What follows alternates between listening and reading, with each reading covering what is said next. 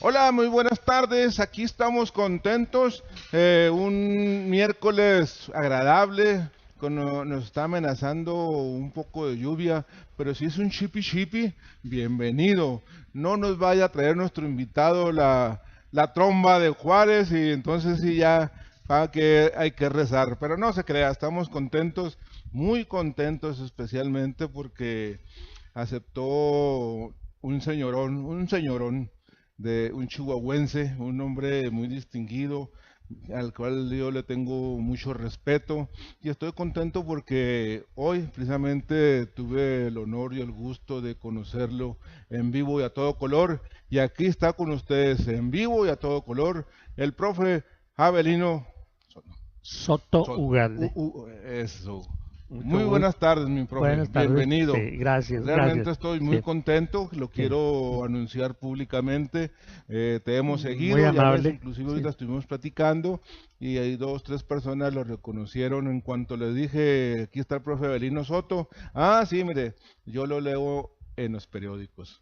Y él es un ciudadano de Juárez, no es un Juaritos cualquiera, ¿eh?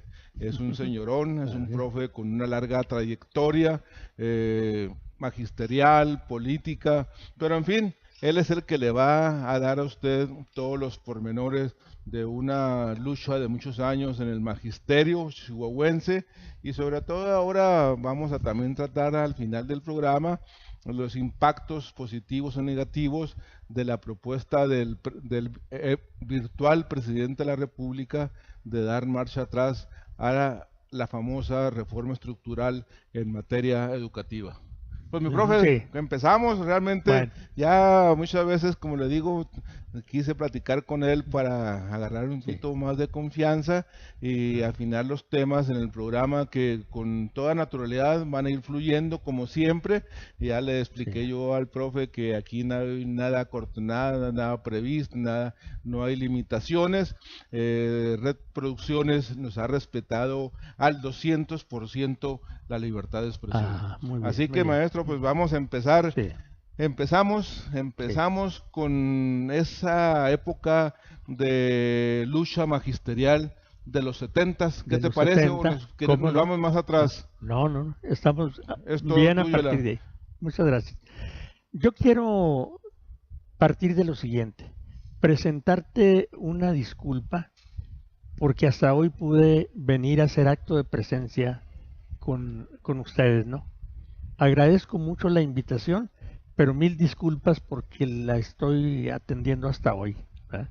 Bueno, nunca es Sí. tarde. Nunca es Y tarde, además es la efectivo. primera vez que estás en el programa, pero no, no es Sí. la última, ¿eh? Muchas gracias. Definitivamente, Sí. esto es tu casa, Belino, Muchas definitivamente. gracias, muy amable. Al contrario. Agradezco en todo lo que Estoy vale. orgulloso. Sinceramente Ah, quiero decirle al mm, auditorio de Cultura y Política que estoy orgulloso de que el profe venga y esté aquí con nosotros como invitado. Ahorita vas a ver los saludos que te va a mandar el auditorio. Pero vamos a ver, Muy bien, ¿con qué sí. empezamos? Dime.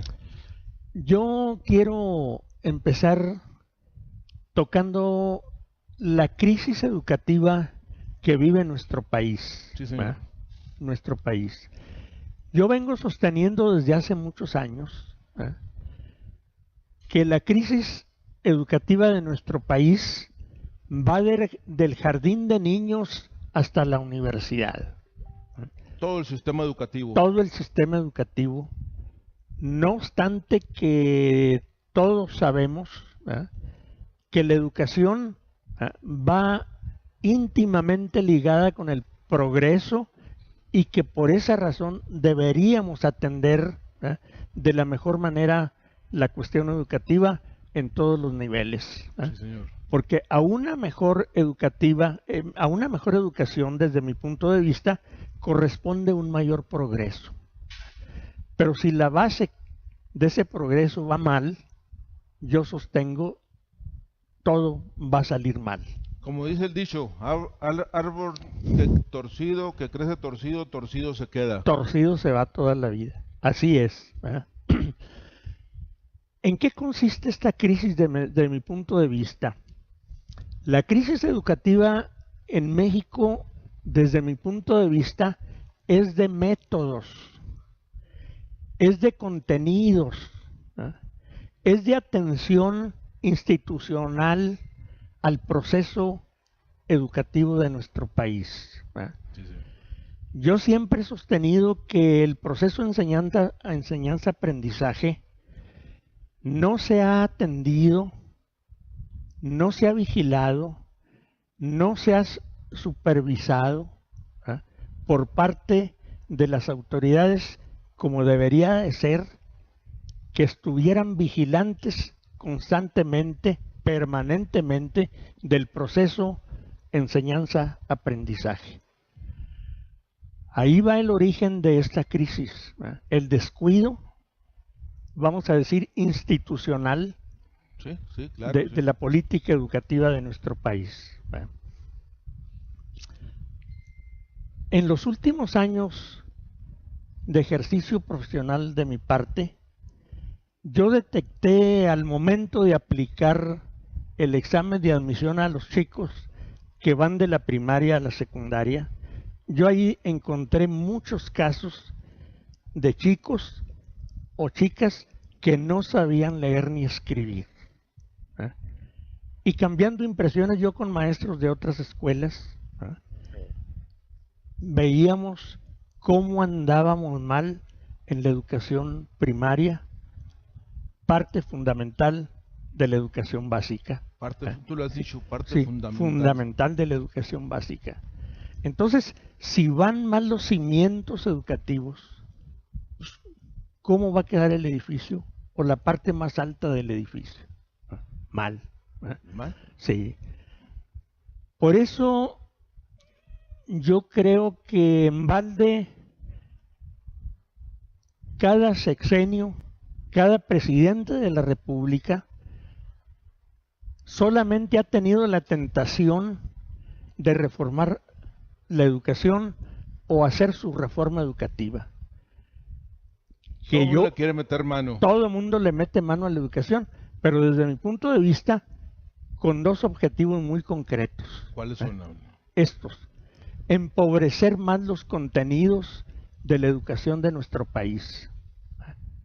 Una prueba palpable son los ensayos que se han hecho cuando quitaron materias como el civismo, la historia. En la época de Vicente Fox. Sí, han hecho desastre y medio con la educación. Condenable desde todos puntos de vista. Definitivamente. Sí. Por eso yo digo, todos han metido mano a la educación, pero con el propósito de empobrecerla, ¿eh?, de tornarla cada día más deficiente, ¿eh?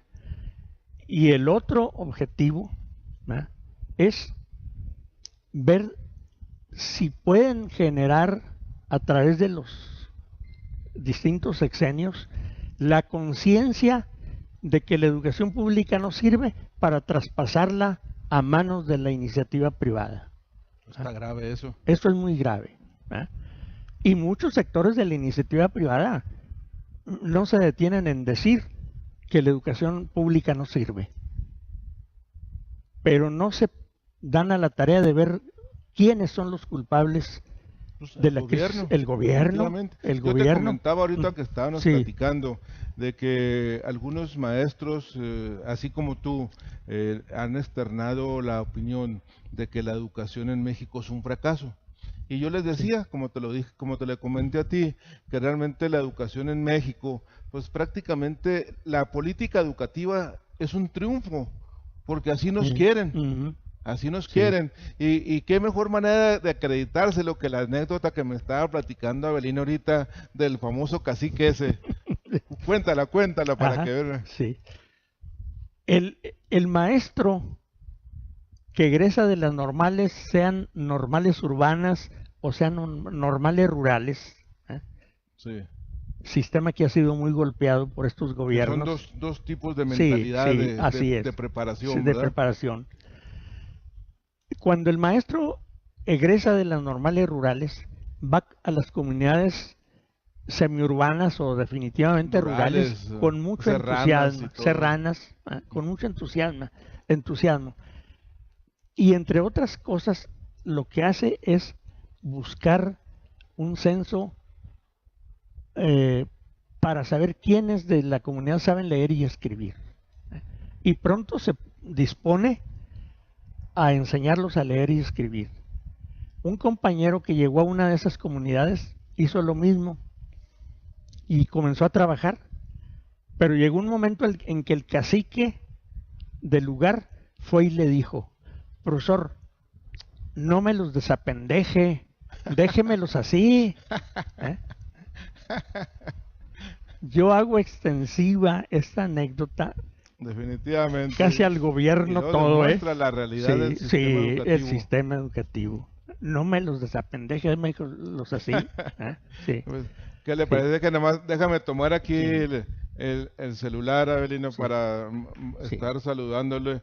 También aquí está, nos estamos conectando ya no, desde el principio del programa para precisamente que el profe también pueda compartir el programa Cultura y Política con la gente de Ciudad Juárez. Pues mira, nos está viendo Adolfo Medina, María Bojorques, no, pues también ya Avelino Soto, ya estás conectado, León el Coco Reyes, sí. un conocido tuyo, sí, ¿verdad? cómo Obviamente. No, cómo no. Sí. Janet Escobosa, Francisco Flores Legarda, Janet Escobosa, hola, para Olga Alicia Aragón Castillo, una periodista muy reconocida aquí en Chihuahua, que ahorita está allá por Tijuana, Ensenada. Por ahí está, Un saludo desde acá de Chihuahuitas. Olga, José Raimundo Estupiñón Viviano, Ricardo Carnero, de Delicias, me imagino que es el licenciado. Un saludo de Ana Paisa, Víctor M. Morales, Luis Rubén Maldonado Alvidres,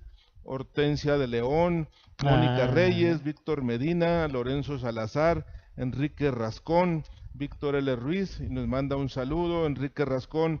Saludos, Gerardo, éxito en tus luchas y diversas tareas profesionales. Muchas gracias. Ramón Esparza Ruiz y Mónica Reyes nos manda un saludo por el programa y obviamente por el invitado.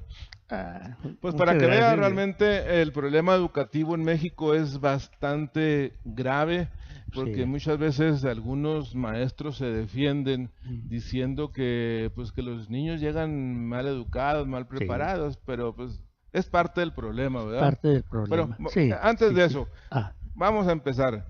Quiero que des constancia de lo que estábamos platicando, de esas luchas magisteriales de los 70s, porque ahí surge la conquista de los derechos de las cuales disfrutan los maestros hoy en día. De aquellas luchas viene todo esto. Yo te suplico me permitas nada más agregar este comentario. Te decía hace unos minutos que estoy escribiendo un libro sobre educación, donde recojo buena parte de mis observaciones y las expreso de lo que es el problema educativo de este país.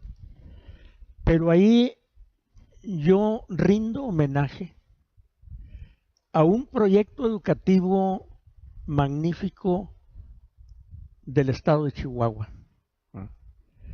Yo rindo homenaje en mi trabajo a la labor del maestro Luis Urías Valderrain, muy conocido. Hay muchas escuelas con el nombre con el nombre de él. Él fue maestro primero y también director de la Escuela Normal del Estado, pero hizo una gran labor en sus años de director y de maestro acerca de el método que él creó para la enseñanza de la lectoescritura, y por muchos años se puso en práctica a grado tal que preparaba mejor, y lo expresé yo en artículos periodísticos muchas veces, preparaba mejores lectores la escuela primaria estatal que la primaria federal, donde yo trabajé toda mi vida.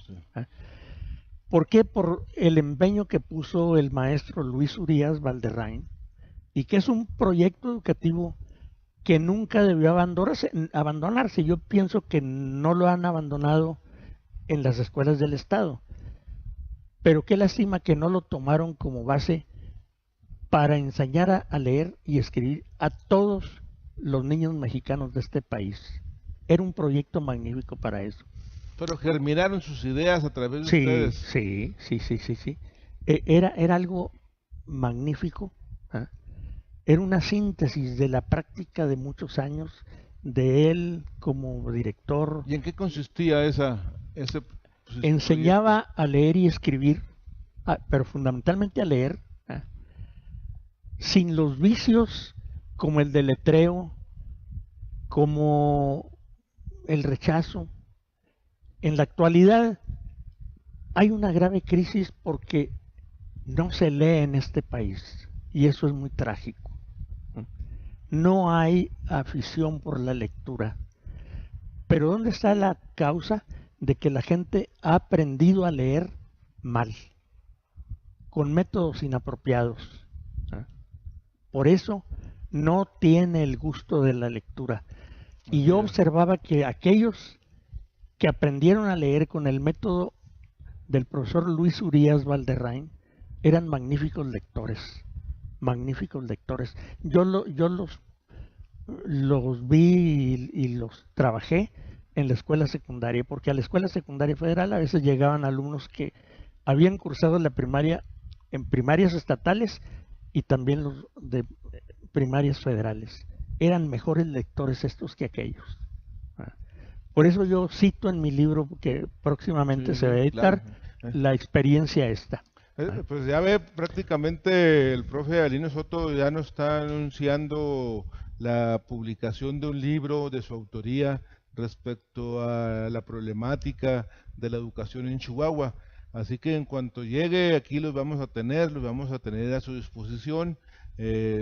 Precios accesibles, se lo prometemos. Aquí la idea es generar y promover el análisis de la cultura en Chihuahua. Claro. Bien, profe, líderes sindicales, ahora sí, líderes magisteriales. Yo me acuerdo, mira, el profe Gamboa fue mi profe en primaria en Mioqui. Ajá. No sé si lo conozcas. Sí. Y luego, yo me acuerdo mucho que se nos hacía muy divertido porque cerraban las escuelas.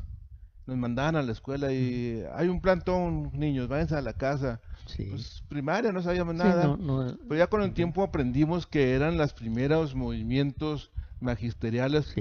por conquistar una vida más digna para los maestros. Platícanos Así algo fue, al respecto. sí. Bueno, el Magisterio Nacional, desde principios de la década de los 70, empezó a luchar mucho por mejores condiciones salariales.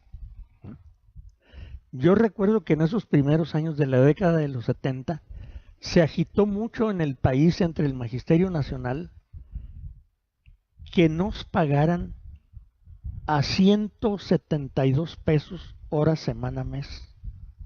Y no como nos venían pagando con una cuota que se asignaba para el maestro tanto. Por aquellos años se pagaba así al personal de secundarias, pero vino desembocando la lucha en la demanda de que nos pagaran por hora, semana, mes como a los maestros de secundaria para poder tener un mejor salario todos. Un mejor salario, sí, señor. Sí. Y se fueron concientizando las masas magisteriales y comenzó la lucha por mejores salarios, pero con base en el pago de hora, semana, mes. Pero tomaban las escuelas, cerraban. Sí. ¿Qué es lo se llegó a la huelga. Una huelga también hubo. Sí. En Chihuahua hubo una huelga, la huelga del 67, fue antes de esto de la lucha, pero ya se demandaba también el pago por hora, semana, mes, y hubo una huelga en el estado de Chihuahua, que lamentablemente no se consiguió nada por la oposición que puso el Comité Ejecutivo Nacional de nuestro sindicato. Que nunca los apoyó. No, nunca nos apoyó, al contrario, nos hostigaba. ¿Y cuáles eran esos actos de revanchismo? ¿Qué? Bueno, cuando ya se realizó la huelga, entonces la Secretaría de Educación Pública exigió que se reanudaran labores y el magisterio se sostuvo y no reanudamos labores. Por esa razón vino una plaga de inspectores administrativos al estado de Chihuahua y los diseminaron por todas las ciudades principales del estado de Chihuahua y yendo a las escuelas, porque ahí estaban los maestros, pero en huelga, y a uno por uno lo fueron llamando: profesor, soy inspector y vengo a preguntarle a nombre de la Secretaría de Educación Pública, ¿reanuda labores o le levantamos acta de abandono de empleo? La inmensa mayoría del magisterio de aquella época dijo: levánteme el acta de abandono de empleo. La inmensa mayoría del magisterio se plantó y dijo: levanten el acta. Levánteme. Sí, levanten el acta. ¿Qué pasó?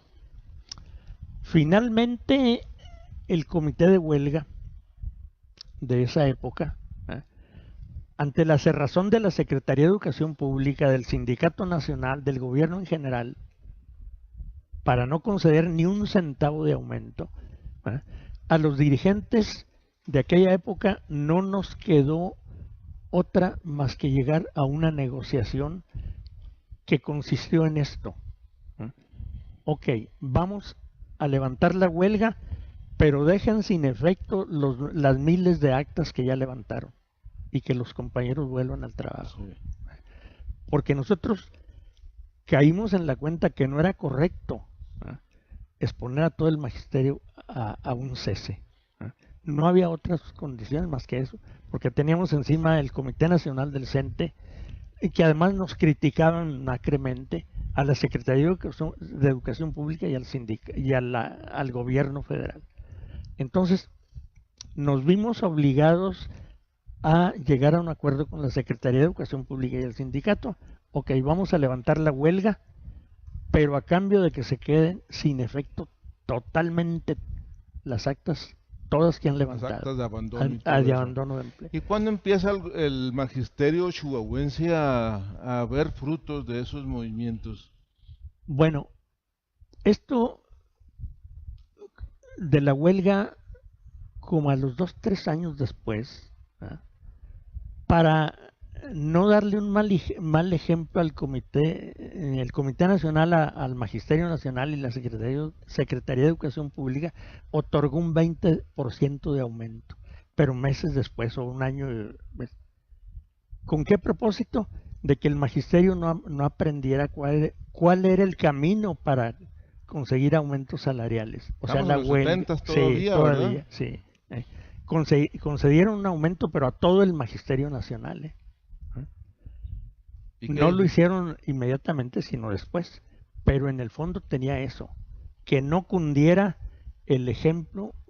Que no cundiera al país. Al país, nacionalmente, el ejemplo de que por la huelga podían conseguir eso. Y luego estábamos platicando, fíjese nada más, pues los profes ganaban una baba, pues ganábamos muy poco. ¿Cómo le hacían para mantener a las familias y todo eso? Con miles de dificultades. No es como ahora, ¿verdad? No, pues hoy es otro el salario, muy diferente, sí. Y luego estábamos platicando para que vean nada más cómo es el sindicalismo magisterial charro, cómo los líderes nacionales de los profes se venden al mejor postor o al gobernante en turno.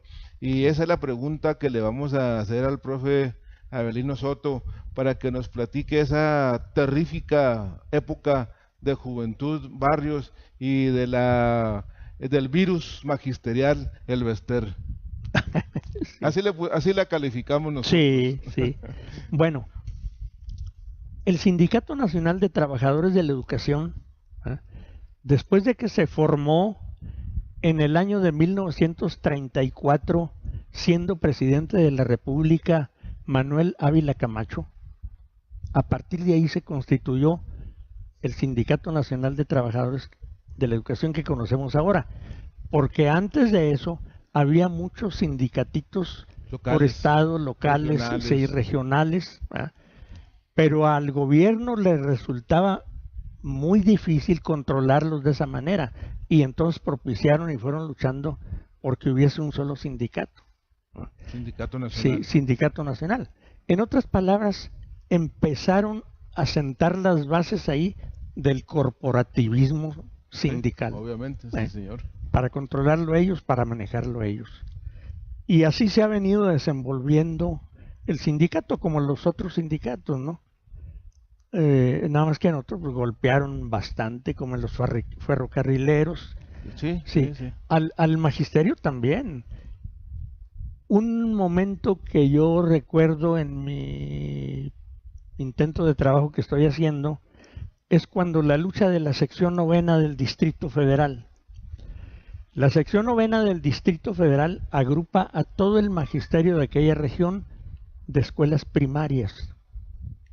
En 1958 hicieron y enarbolaron una lucha muy enérgica contra la SEP y contra el sindicato, pero lo pararon encarcelando a los maestros, a los dirigentes. Entre ellos quedó en la cárcel Otón Salazar, el maestro Otón Salazar, Aquí en Chihuahua. ahí en México. Hoy en estamos México, hablando sí, del DF pero allá. un maestro Sí, sí, pues, sí, de perdón, gran sí. significación nacional, ¿no? Terminó el gobierno de Ruiz Cortines y los dejó en la cárcel a los dirigentes del magisterio de la novena, también estudiantes del Politécnico Nacional, sí, Que porque habían siempre han sido respaldado, los sí, más sí, revoltosos sí. en También aquellos tiempos, sí, ¿verdad? los dirigentes quedaron también presos. Entra el gobierno de Adolfo López Mateos en el 58 y como secretario de Educación Pública Jaime Torres Bodet, Un intelectual. brillante. Así es. Él había sido secretario particular de José Vasconcelos. Sí, exactamente. Sí. Sí. Y yo he venido sosteniendo, y lo repito en mi libro, el mejor proyecto educativo que ha tenido este país fue el que puso en práctica José Vasconcelos. Sí, sí. Sí, José Vasconcelos. Ese sí, proyecto sí iba pegado a los postulados de la Revolución Mexicana. La Revolución Mexicana fue y se propuso dos objetivos muy sentidos, ¿no? Luchar por la tierra y que se reivindicara a los campesinos sin tierra y la educación. Entonces, una vez que el sindicato se constituyó en parte del corporativismo nacional y la lucha de la novena, quedan en la cárcel al término del gobierno de Ruiz Cortines, Otón Salazar y otros compañeros. Al inaugurarse el sexenio de López Mateos, están en la cárcel y don Jaime Torres Bodet, en su primera entrevista y acuerdos que tomó con López Mateos, él le pidió que se liberaran a los presos, entre ellos a Otón Salazar y a los otros que estaban también por parte del Politécnico, y López Mateos accedió a liberarlos. Sí, señor. Sí. Sí. Pero el sindicato no quería. El sindicato pues prefería que estuviera ahí Otón Salazar. Como suele pasar. Como se le pasa. En castigo. Seguimos todavía. Sí. Pero con Jongitud, vámonos a brincarnos a Jongitud. Yo la historia del sindicato nuestro la divido en tres cacicazgos. El primer cacicazgo que sufrimos el Magisterio Nacional fue el que ejerció Jesús Robles Martínez, de origen colimense. A él le siguió Carlos Jongitud Barrios, y después de Jongitud Barrios la maestra Elbester Gordillo, que todavía cacicazgos, sí. En uno y otro el magisterio estuvo sometido casi por 20 años por cada cacicazgo. Por cada, sí, señor. Sí, por cada cacicazgo. Y pues el cacicazgo del Elbester Gordillo, yo creo que el trato que le dio Enrique Peña Nieto fue factor también para la derrota del PRI. ¿También? Porque si Enrique Peña Nieto le da otro trato a la maestra Gordillo y no la mete a la cárcel, a lo mejor parte del magisterio, como en otros procesos electorales, había seguido participando al lado del PRI, al PRI y adherido al PRI. Pero se separa y forma su propio partido. Y primero formó su propio partido, lo que hizo, y la meten a la cárcel, pues quitó al magisterio de la Sí, participación. quiero Fue que me factor, platiques, que me sí. platiques. Una anécdota, mire, y sobre todo lo más importante aquí es que el profe pues casi fue testigo presencial o tuvo amigos que le pudieron contar de primera mano lo que le vamos lo que le va a platicar el profe. Pero antes de eso, déjame seguir saludando. Sí. Nos está bien Átalo Sandoval Ruiz. Ah, Saludos al profesor Abelino Soto gracias. y al licenciado Cortinas, Hortensia de León. Ah, Muy bien, profe, saludos desde Ciudad Victoria, es de Ciudad Victoria. para que Sí, veas sí, que, gracias, para gracias, que veas, Tencha. Tencha. eh, Muchas gracias. le digo Sí, que nosotros procuramos traer a los mejores chihuahuenses precisamente para que usted los conozca en persona y también sepa la calidad de chihuahuenses que tenemos aquí todavía en Chihuahua, porque no se nos ha ido, aquí se queda José Lomelí, José Lomelí, caray, aquí le puso tercero, lo estoy viendo mal, René Vega Ponce, un abrazo licenciado y saludos al invitado, José Francisco Cortinas, Miguel Gómez y Silvia Armendáriz que nos están viendo. Profe, el, la anécdota de Juan Jesús Barrios cuando le dice el presidente de la República o te compones o te pasa lo sí. que Lo que a la quina. te Sí. damos un quinazo. Un quinazo, Platícanos para sí. que la gente Sí. recuerde esas anécdotas reales y Sí. verídicas definitivamente. Yo tengo la versión real, Sí, señor. verídica, del momento en que destituyó Salinas de Gortari a Jongitud. Un compañero maestro mío era compadre de Jongitud y él estuvo muy cerca al cacique allí en la Dirección Nacional, en el edificio que hay allá en México. Cuando recibieron la llamada de que quería que fuera Palacio Nacional A, porque lo llamaba el presidente de la República, que era Carlos Salinas de Gortari. Ya les dijo, vamos para allá, y él dijo quiénes iban de los que estaban ahí. Entre ellos fue el compadre de él.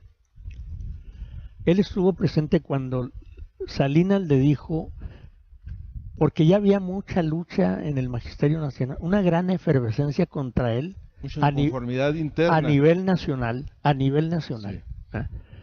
Entonces le dice Salinas de Gortari, licenciado, ¿se da cuenta usted que ya no puede, ya no tiene el control del magisterio del país? Pues sí, licenciado, sí, estoy consciente de eso. Ya después de 20 años. Sí, después de 20 años, sí. Y contestó Jongitud, sí, así es, licenciado. Dice, ¿está usted dispuesto a retirarse de la Dirección Nacional? Dice, como usted ordene, lo que usted me ordene, licenciado, así es. Yo comenté con ese compañero que era compadre de Jongitud porque él ya murió. Le dije, ¿sabes por qué no chistó, no dijo nada? Porque hacía poco le habían dado el golpe a la quina. El quinazo, ahorita El se lo quinazo, platicamos. sí, Platícalo, sí, ¿cuál fue el quinazo, sí. profe? Tú que No, tienes sí. esa ubicación. Es que el cacique de del sindicato petrolero, ¿ah?, que era Joaquín Hernández Laquina, así apodado, ¿ah?, pues él era un cacique, como Jongitud del magisterio, ¿eh? Hacía y deshacía lo que él quería Pues, con los petroleros. Los cacicazgos Pues sindicales, sí, ¿verdad? ajá. Y llegó un momento en que pues le estorbaba a Salinas y a los que vinieran atrás de él para hacer todo lo que han hecho con la industria, o ya hicieron con la industria petrolera. Desde allá ellos traían esas intenciones, ¿eh? Y la quina les estorbaba y le dieron el golpe. Pero con la quina operó otro ingrediente. La quina tuvo en su contra, ¿eh?, que él se pronunció políticamente a favor de la candidatura de Cuauhtémoc Cárdenas. Sí. Y tengo entendido que el sindicato de la quina le dio para la campaña 20 millones de pesos a Cuauhtémoc Cárdenas. Esa ofensa pues también se la cobraron. Y le pagó muy caro. Y le pagó. Si sí, usted sí. mal no recuerda, la quina le sembraron un cadáver sí. y armas Y armas sí. en su domicilio, y obviamente eso fue suficiente para encarcelarlo durante varios años. Por 9 años más o Y menos. sí, sí, sí. Sí. Pero ya salió cuando Sí, pues ya cuando ya habían acabado hasta con el había sindicato. otro Sí, control y todo sí. eso ahí. Pero yo agregaría que el cadáver que le sembraron en su casa allá en Tampico, a la quina, lo llevaron de Ciudad Juárez. ¿De aquí de Juárez? Sí, de ahí lo llevaron. Fue asesinado un agente, me parece que era de la PGR, en Juárez, y se lo trasladaron y lo llevaron y se lo sembraron a él ahí. Pues fíjese, yo me acabo de dar cuenta de eso, Sí. pero Por ahí obviamente para que vea ahí. está Y consignado luego en llega. proceso. Sí, perdón. Sí, está consignado todo eso en proceso. Sí, ya está. Y otros Bueno, periódicos, sí. no lo sabía, en No, verdad. no. Yo Sí. nomás nos enteramos Ajá, de la sí. política. Y luego llega el virus educativo, el Baester, otros casi Sí. 20 años de Otros control. 20 años, sí. Sí. Pero obviamente pues eso ya es algo Pero que quieras comentar. el cargo mayor que yo les hago al gobierno, sobre todo al gobierno mexicano, pues, es que ellos son los mayormente responsables de la crisis, Los culpables, por decirlo culpables así. y responsables de la crisis educativa de este país. Porque ellos no se deben quejar del sindicato, porque ellos le entregaron al sindicato la rectoría de la educación por décadas. Sí, señor. Pero el más descarado fue Luis Echeverría Álvarez, porque ese sí le dijo a Joncitud, haga usted con la secretaría, usted maneje la secretaría, lo que le dé la gana, y eso hizo. Tú nomás contrólame a los profes, Contrólame a que los votan profes, por sí, el PRI. sí. Y todo lo han hecho con miras a tener a su lado políticamente al Magisterio Nacional. Sí, claro. La educación les ha interesado un bledo. Pues mira, profe, ya nos faltan 20 minutos. Te comenté que una hora es muy poquito. Pero vamos ya vamos allá adelantándonos. Ahora vamos a brincarnos precisamente sobre la frase esa emblemática de la Rectoría de la Educación en México. Llegamos, obviamente, mi profe, a la reforma estructural de Peña Nieto en materia educativa, en la que a través de una reforma a la Constitución Federal se pretende dar una legalización formal a que el gobierno sea el que parta el queso en materia educativa. Más sin embargo, se cuatrapatean, se salen del contexto con lo que ha generado escorzor en el magisterio, la evaluación magisterial. Sí. ¿Qué hay al respecto? ¿Cuál es tu punto de vista? Bueno, antes de tocar ese aspecto, sí, señor, yo debo decir lo siguiente, ¿no? Las reformas que hicieron, por ejemplo, al artículo 3 y a otros dos, parece que al 27 o 73, algo así, tienen en el fondo la pretensión de echar abajo las conquistas laborales del Magisterio Nacional. Se ha dicho que es una reforma laborista. Laboral, por eso, porque quieren echar abajo las conquistas del Magisterio Nacional. Porque el otro aspecto es a futuro ellos tienen en mente liberar al Estado mexicano de la carga que representa sostener la educación de este país y de las nuevas generaciones. ¿Cómo? Trasladándola a la iniciativa privada. Que es lo que se ha criticado también el Magisterio del Sur especialmente. Exacto, sí. Eso es lo que pretenden. Pasarle el servicio educativo a la iniciativa privada y liberar al Estado mexicano de ese gasto. De esa carga financiera también, que es bastante considerable. Sí, es muy considerable. Pero porque ellos lo ven como un gasto. Sí. No lo quieren ver como una inversión para el futuro. Nos quieren ignorantes. Sí, nos quieren ignorantes, claro, sí. Y liberarse de esa culpabilidad política. Sí. Entonces, a mí me parece que el pueblo de México debe defender a capa y espada la educación pública, la escuela pública de este país. Porque esa es una conquista de la Revolución Mexicana, no es graciosa concesión de estos gobernantes. Claro. Es una conquista de la Revolución Mexicana, como fue el reparto de la tierra, que le han dado miles de vueltas. La expropiación del petróleo también. La expropiación del petróleo, que lo voltearon ya también. Lo voltearon. Por eso tronaron al sindicato petrolero, a la Por eso los quina. profes allá del sur andan vueltos locos Sí, allá. sí. Finalmente, lo de la evaluación. Yo sostengo que la resistencia del Magisterio Nacional a entrar al proceso de evaluación o someterse al proceso de evaluación es porque trae arrastrando un historial muy negro respecto a eso.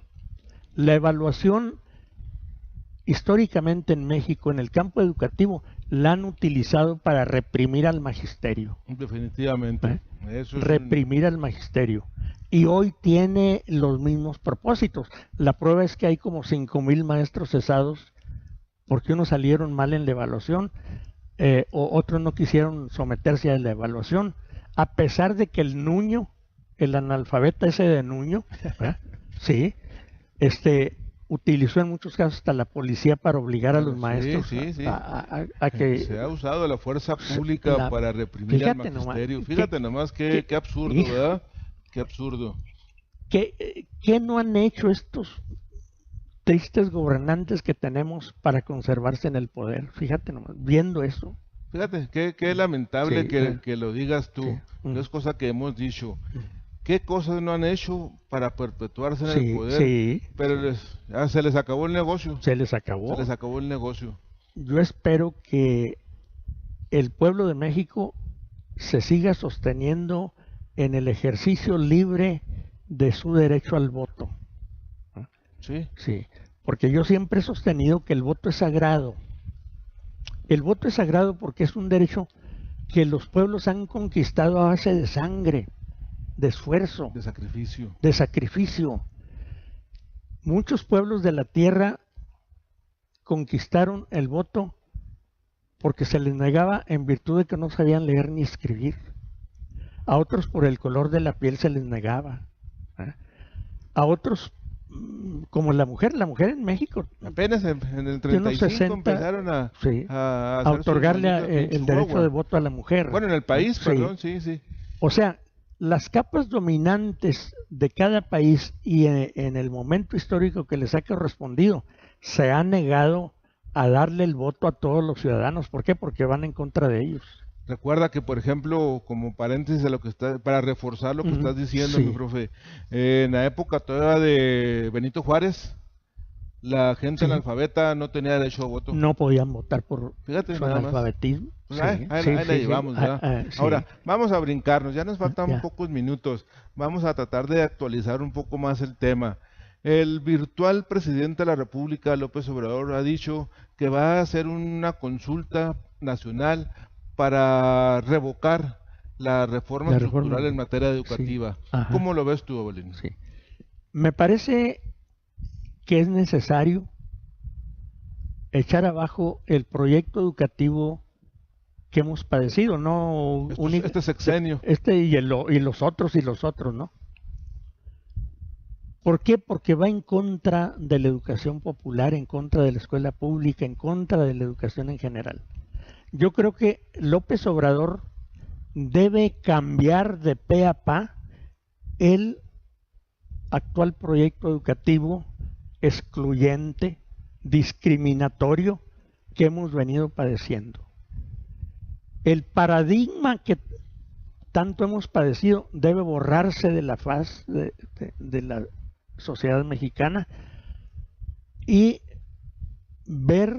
abrir la puerta a un proyecto educativo, a un paradigma educativo incluyente. Pasquensolista. Sí, y que sea de calidad desde el jardín de niños hasta la universidad. Porque este país tiene que superar el atraso que tiene.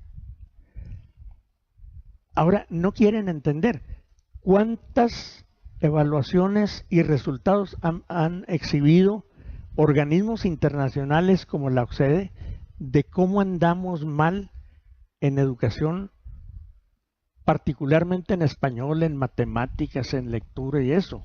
Sí, señor, sí. Y no lo hacen suyo ese cargo, ese resultado.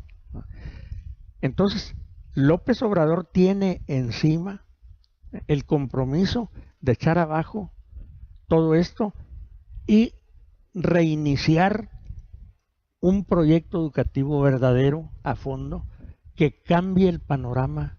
Sobre todo con visión nacionalista. Convicción nacionalista, sí. Yo siempre he sostenido que, por ejemplo, las escuelas normales rurales, Que ha sido un coco para sí, los gobiernos. sí. ¿Por qué? Porque ahí se enseñaban muchos valores que chocan con los valores que enarbola el neoliberalismo. Así es, sí señor. Allí en normales rurales se enseñaba la democracia, ¿eh? El patriotismo, el respeto a nuestros símbolos patrios, al himno nacional, rendir culto a la patria, ¿eh? Y estos quieren que de nuestra mente desaparezca el concepto patria, porque tú sabes que el dinero no tiene patria, ¿eh? Así es. Pero como los pobres tampoco tenemos patria y lo que tenemos hay que defenderlo, ¿no? Pues, ¿qué le parece? Yo realmente estoy bien clavado, ¿eh? Yo con el profe aquí me está dando clases gratuitas, así que hay que invitarlo más seguido para que se nos quite un poco. Pero fíjese, nada más es lo que hemos insistido, y eso es, Abelino, lo que le dio pauta al título de nuestro programa. Cultura y política deben de ir de la mano para crecer ya como ciudadanos más responsables y tratar de evitar todas estas situaciones, ¿verdad? Pero mira, vamos a seguir viendo aquí las personas que nos están viendo.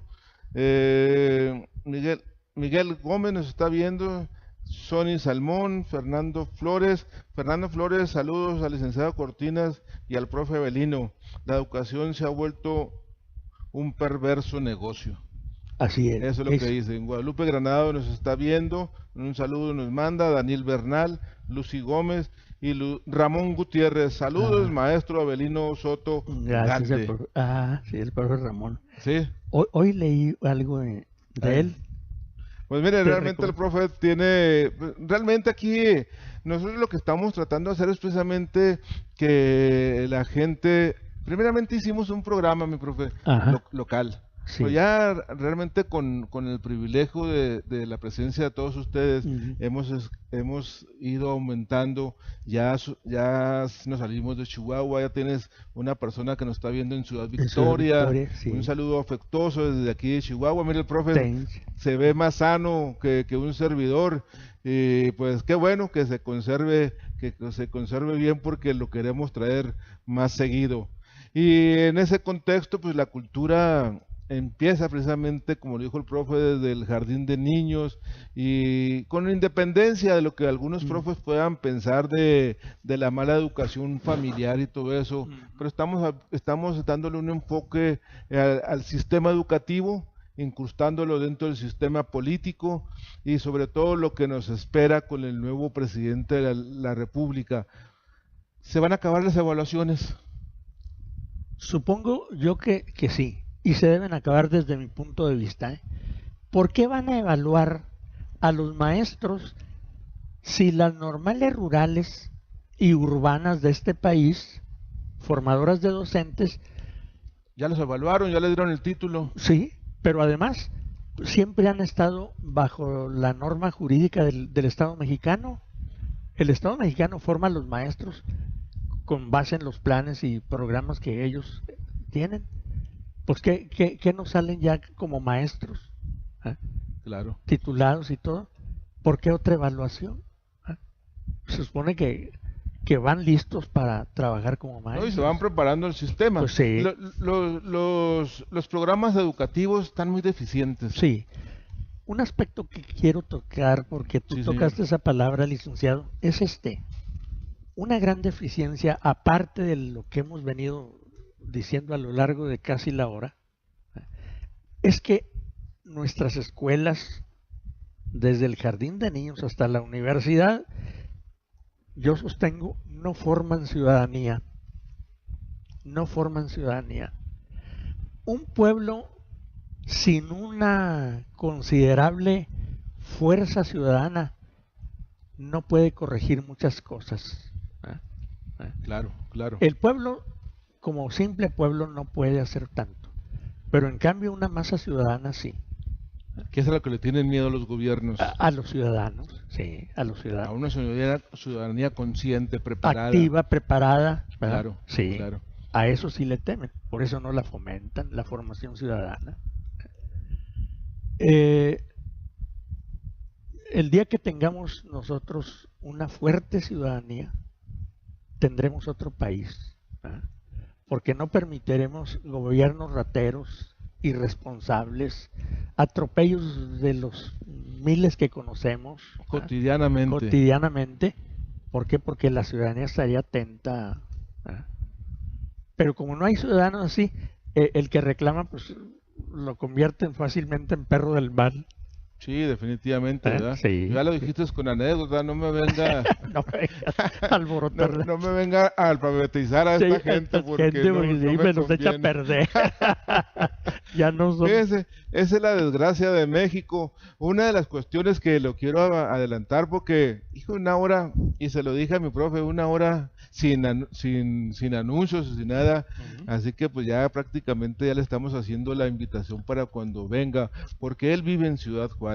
Y realmente para nosotros, mi profe, todos los chihuahuenses de cualquier lugar son bienvenidos y sobre todo para compartir que realmente esta inquietud la tenemos mucha gente y la que Sí, realmente nuestro auditorio lo que quiere es precisamente reforzar su opinión, Claro. sopesar en un criterio de personas como tú, la experiencia, la vitalidad y sobre todo pues la experiencia de vivir la vida, una lucha pues fiestas grillillo de chavo, ¿verdad? Así eran los profes Sí, antes, más o menos. no como los de ahora, ¿verdad? No, la pasividad Yo es creo muy que los profes de característica. antes tenían más mística educativa que los de hoy. Sí.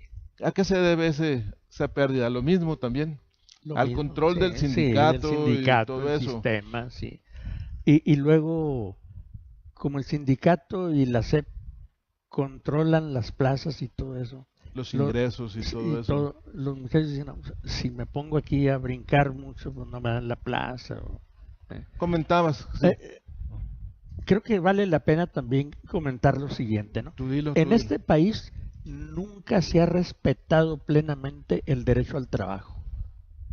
A ver, platícame algo de eso. El derecho al trabajo debe estar por encima de las consideraciones políticas, de la participación del ciudadano y todo eso, ¿eh?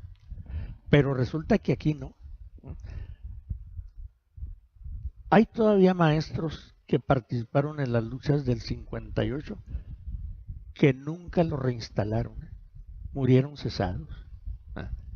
¿Por qué? Porque participaron activamente en las luchas por mejores salarios, mejores condiciones de vida. Pero por la falta de respeto al trabajo, los dejaron así. Otón Salazar nunca lo reinstalaron, ¿eh? Nunca lo reinstalaron. Incluso, no sé si deba yo decirlo aquí públicamente, ¿no? Es frustrante eso, ¿verdad? Cuando nosotros fuimos dirigentes de la sección octava, un tiempo fue secretario de Educación Pública Porfirio Muñoz Ledo, Sí, en el gobierno de López Portillo, Así un es. tiempo corto.